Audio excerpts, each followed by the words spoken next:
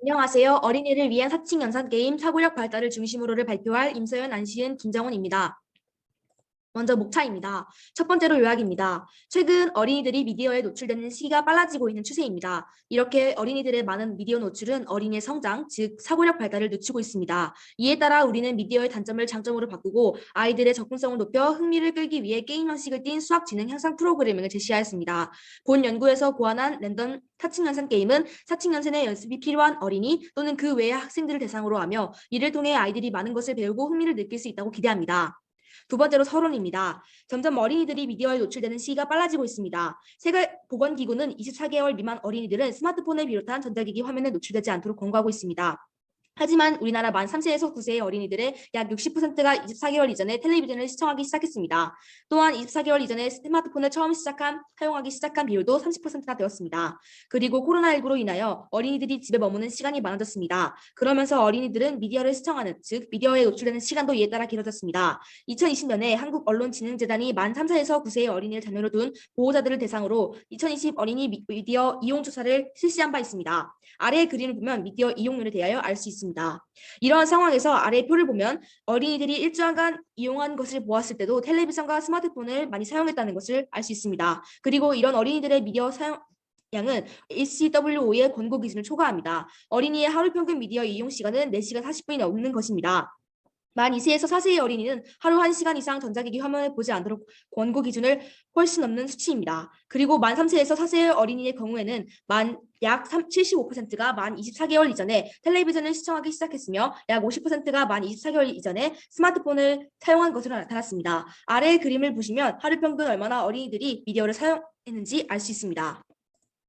이렇게 어린이들이 빨리 미디어에 노출되는 것은 사고력 발달을 막는 것입니다. 오히려 어린이들의 성장을 늦추고 안 좋은 점이 더 많게 되는 것입니다. 그래서 랜덤 수학 게임을 만들게 되었습니다. 수학 게임에는 연산이 들어가 있기에 학습에도 좋고 많은 문제를 풀 수 있는 경험이 되고 문제를 맞추는 것에 있어서도 많은 도움이 될 것이라고 생각합니다. 그리고 가장 중요한 점은 이 랜덤 수학 게임을 통하여 미디어로 인하여 늦추었던 사고력 발달을 이 게임을 통하여 할 수 있을 것입니다.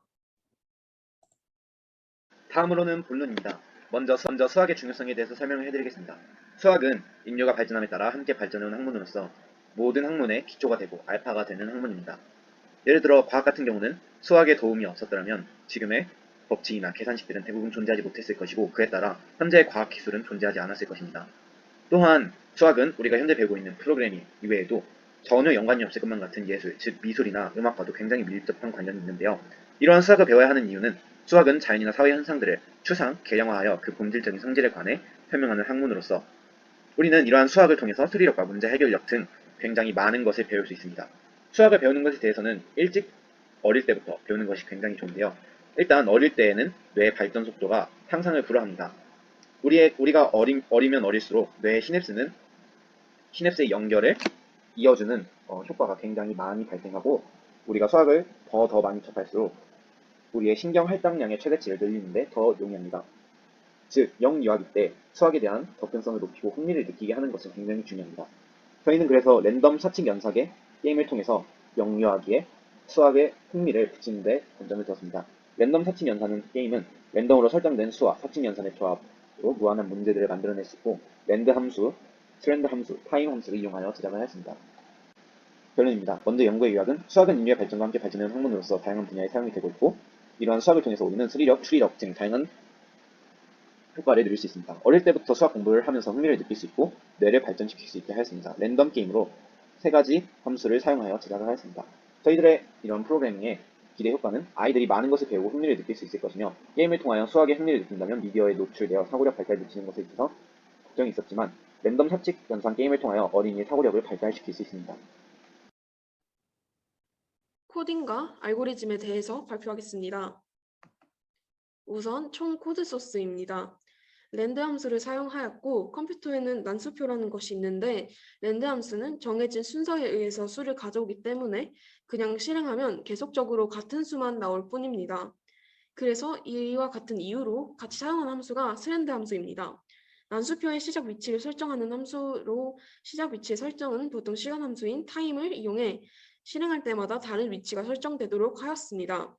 시작 위치의 설정은 한 번만 해주면 되기 때문에 한 번만 실행하였습니다. 그렇게 해서 OP의 값이 0이면 플러스, 1이면 마이너스, 2면 곱하기, 3이면 나누기로 사용해서 그에 따른 사칙 연산이 나오도록 설정하였습니다. 만일에 대비해서 정답의 범위를 플러스 마이너스 0.001까지 설정하였습니다. 사용자가 답을 입력해서 그 값이 정답이라면 코드가 계속 실행되고 그 값이 오답이라면 정답이 출력되며 다시 다른 문제가 나오게 됩니다.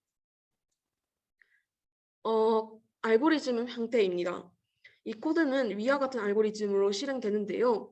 난수표를 이용해서 랜덤 값을 생성하고 문제를 출력해 사용자가 정답을 입력하면 정답인 것을 알려주고 오답을 입력하면 오답인 것을 알려주고 정답을 출력하며 다시 다른 문제가 나오게 됩니다. 감사합니다.